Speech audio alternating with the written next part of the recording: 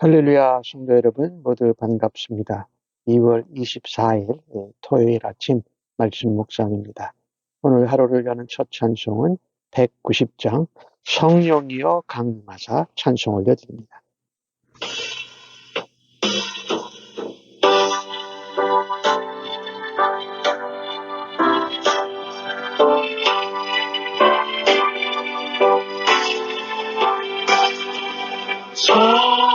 성령이여 강림하사 나를 구원하시고 애통하며 되게 하나 충만하게 하소서. 예수여 기온이 나의 기도 들으사 내통하며 되게 하나 충만하게 하소서. 성령이여 강림하사 크신 권능 주소서. 원하옵고 원하오니 충만하게 하소서. 예수여 기온이 나의 기도 들으사 애통하며 되게 하나 충만하게 하소서. 힘이 없고 연약하여 엎드려 속이오니 성령 강림하옵소서. 충만하게 하소서. 예수여 기온이 나의 기도 들으사 애통하며 되게 하나 충만하게 하소서.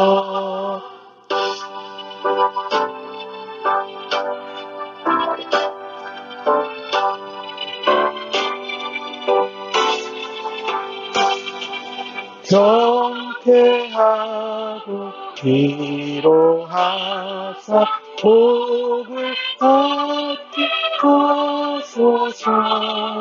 충만하게 하시오니 무한 감사합니다. 예수여 기온이 나의 기도 들으사 애통하며 되게 하나 충만하게 하소서. 아멘.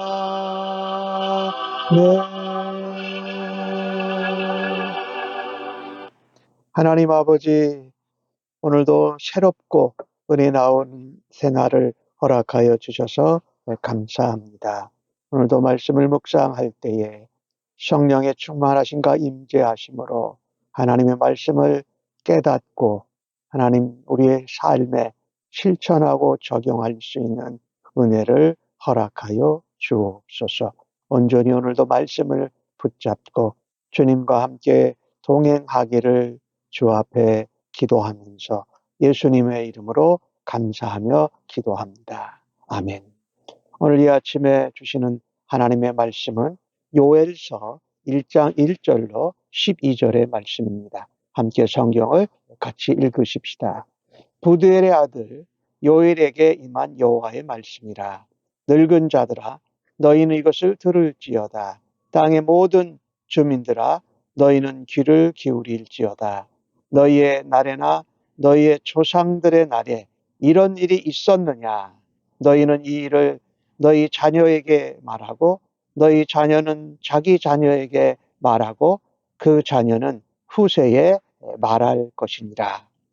팥중이가 남긴 것을 메뚜기가 먹고 메뚜기가 남긴 것을 느치가 먹고 느치가 남긴 것을 황충이 먹었도다. 취하는 자들아 너희는 깨어 울지어다. 포도주를 마시는 자들아 너희는 울지어다. 이는 단 포도주가 너희 입에서 끊어졌음이니 다른 한 민족이 내 땅에 올라왔음이로다. 그들은 강하고 수가 많으며 이빨은 사자의 이빨 같고 그 어금니는 암사자의 어금니 같도다. 그들이 내 포도나무를 멸하며 내 무화과 나무를 긁어 말갛게 벗겨서 버리니 그 모든 가지가 하얗게 되었도다. 너희는 처녀가 어렸을 때에 약혼한 남자로 말미암아 굵은 배로 동이고 애곡한 같이 할지어다. 소재와 전제가 여호와의 성전에서 끊어졌고 여호와께 수종드는 제사장은 슬퍼하도다.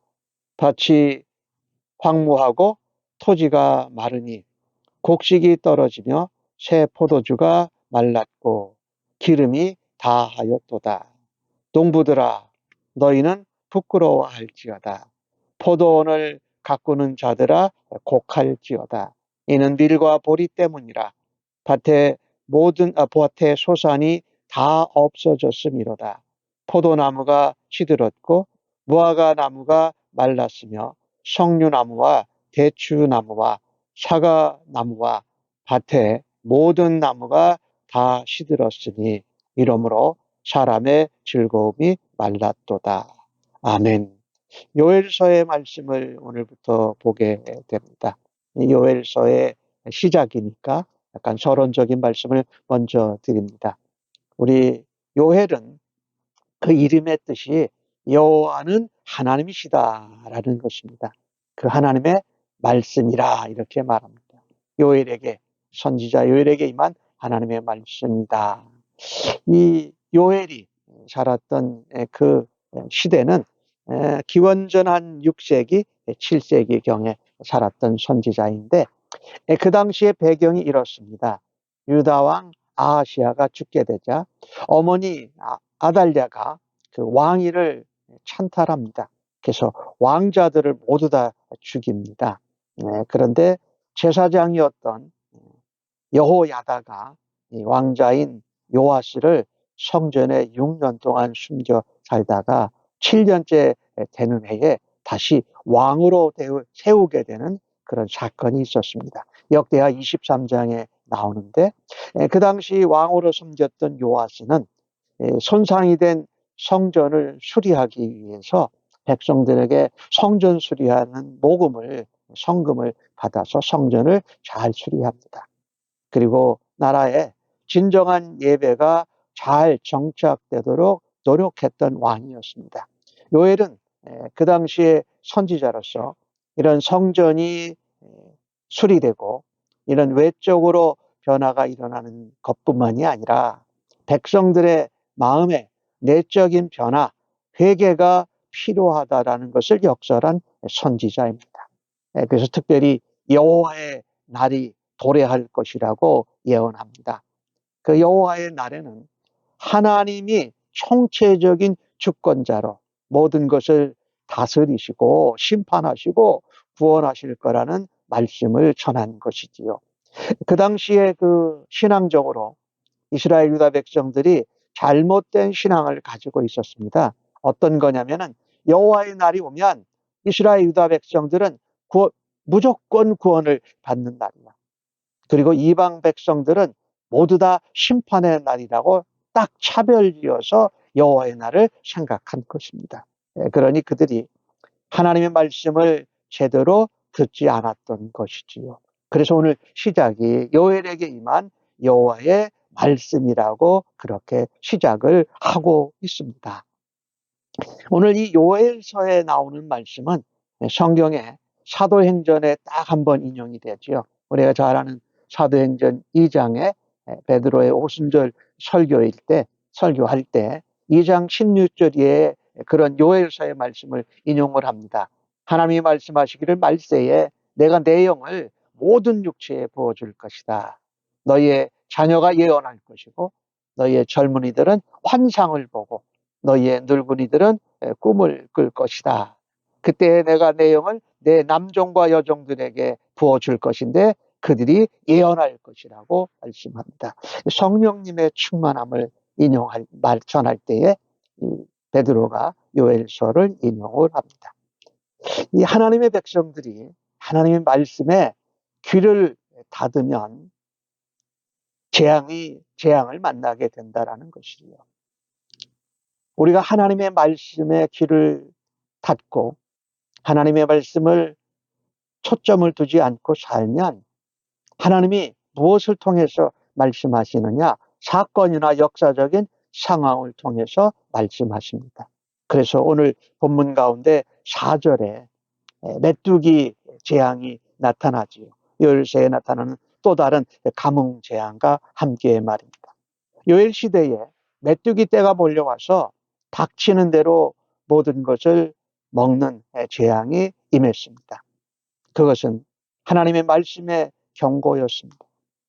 하나님의 말씀을 잊어버린 백성들, 하나님의 말씀에 귀를 기울이지 않는 백성에게 재앙과 저주가 임한 것이지요. 오늘 요엘은 말합니다.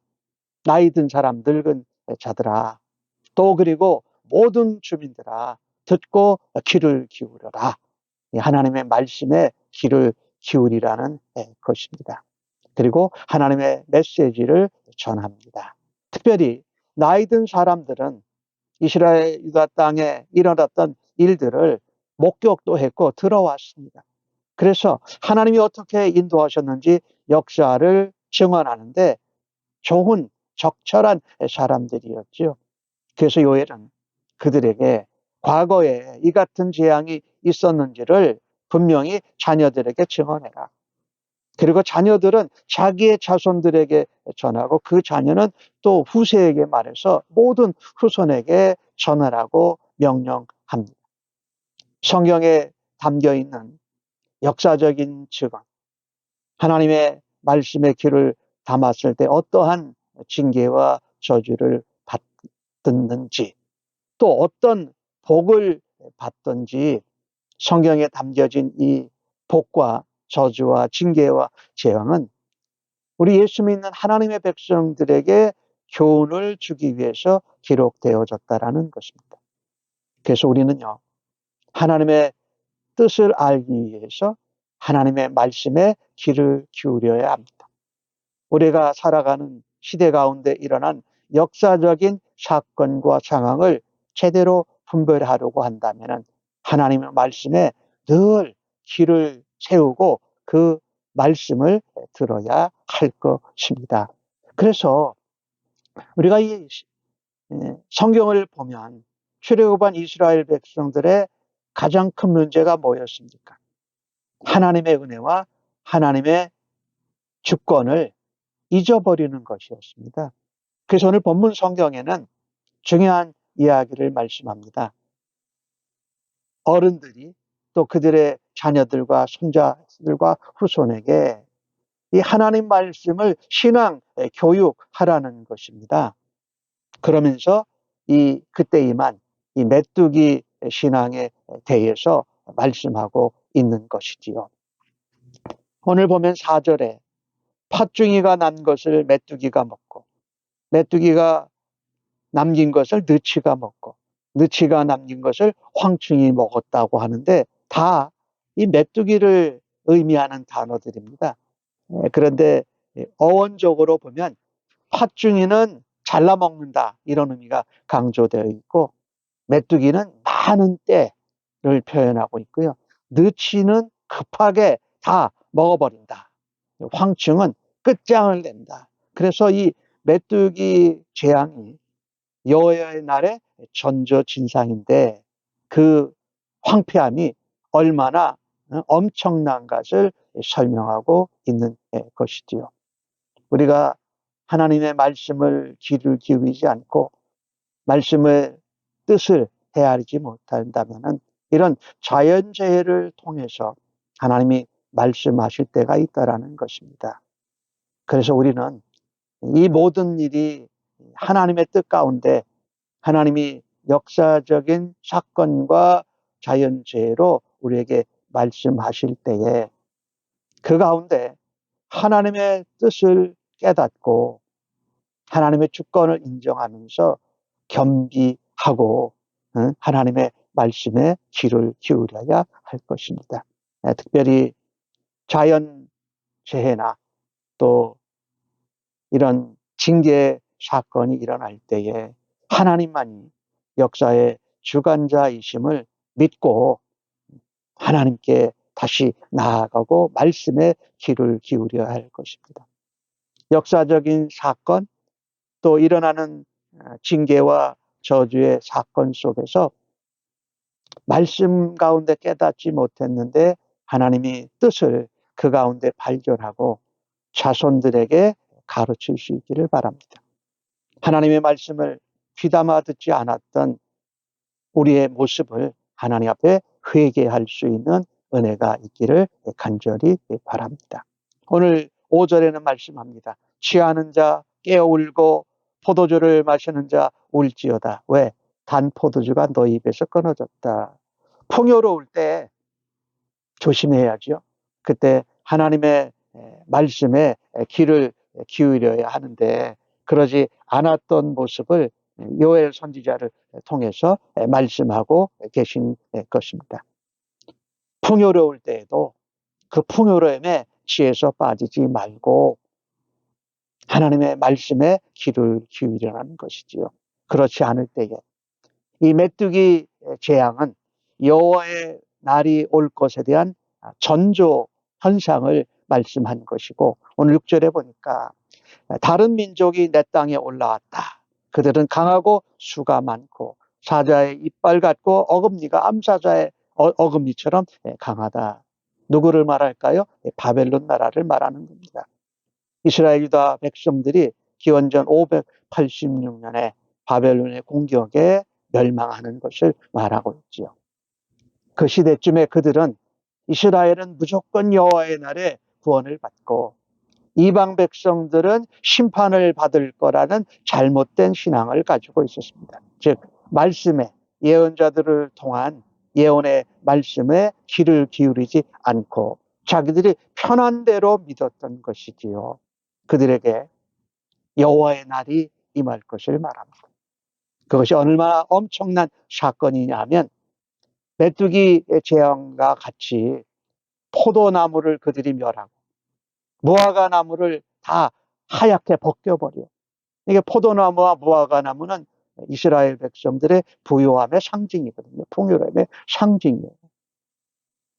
그래서 그것을 대하는 자세와 태도가 어떨 것 같아? 어떻게 해야 되느냐? 처녀가 마치 약혼한 남자가 죽게 돼서 굵은 배를 동이고 애곡함같이 애곡하고 회개해야 된다.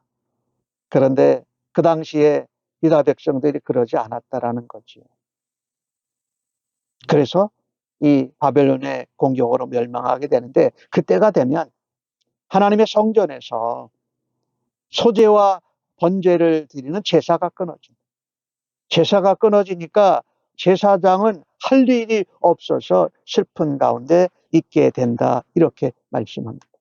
10절에서 마지막 12절까지 나오는 모양을 보면 전부 다 황폐해지는 겁니다.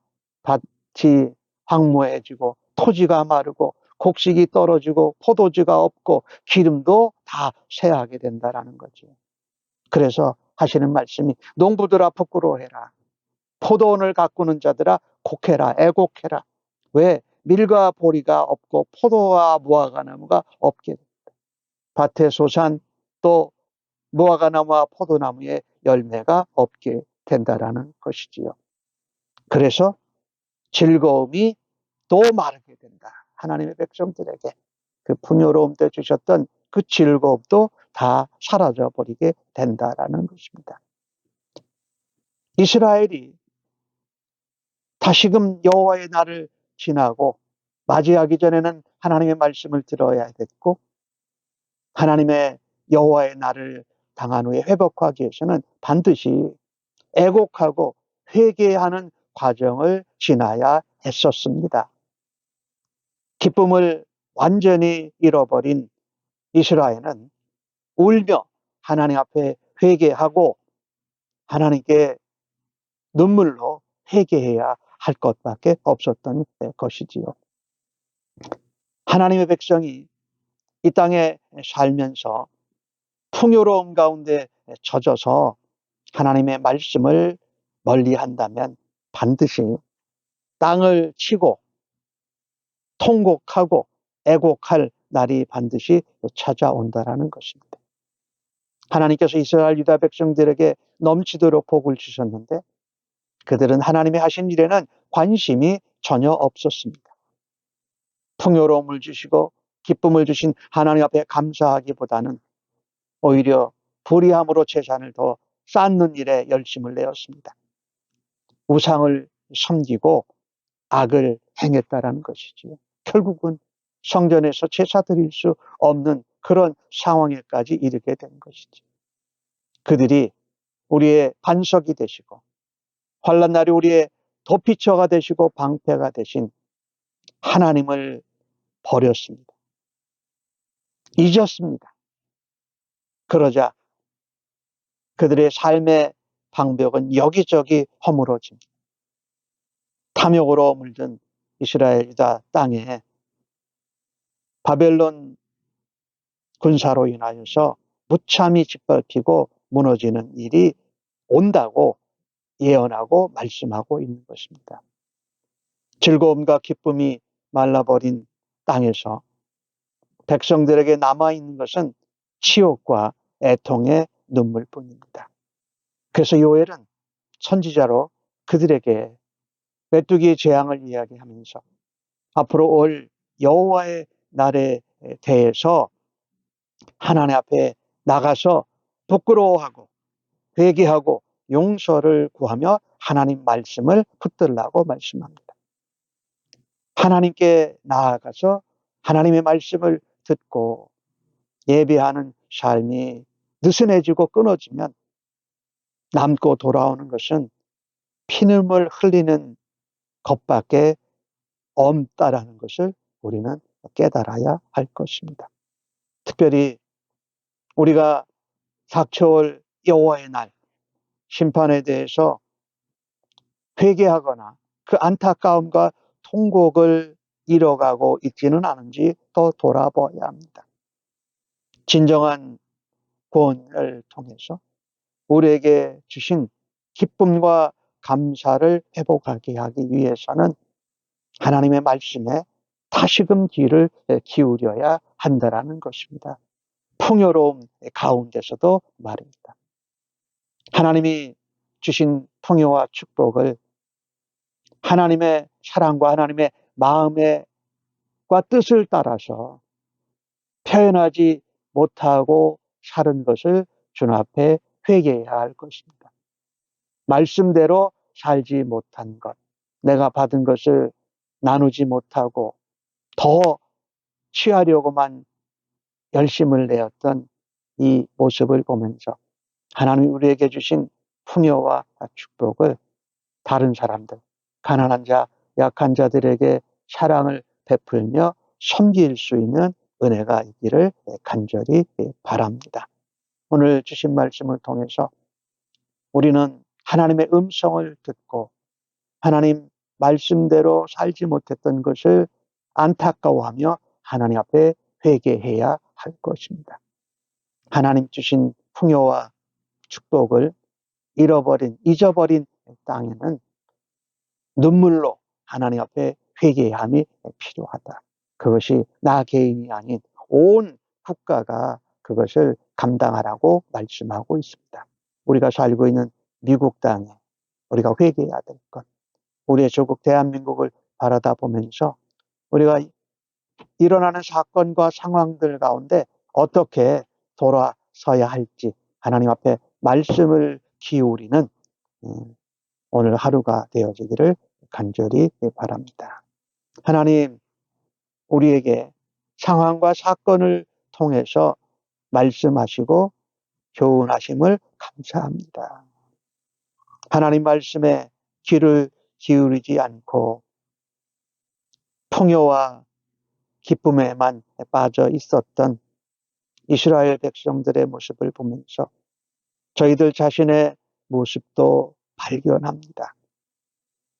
끝까지 포기하지 않고 말씀을 통해서 말씀하시는 하나님을 바라고 말씀에 귀를 기울이는 저희들 되도록 인도하여 주시옵소서. 하나님 말씀하시는 음성 앞에 순종하며 깨어 기도할 수 있도록 도와주시옵소서. 무엇보다도 성령님의 강력하심과 충만하심으로 하나님 앞에 회개하고 하나님 앞에 기도가 상달되어져서 마지막 날에 저희들에게 구원의 날을 허락하시는 하나님을 소망하며 살아드리게 하여 주시옵소서. 오늘도 성령님의 충만하심 가운데 성령님의 인도하심과 지혜를 따를 수 있도록 주 앞에 살아드리겠습니다. 감사하옵고 예수님의 이름으로 기도하옵나이다. 아멘.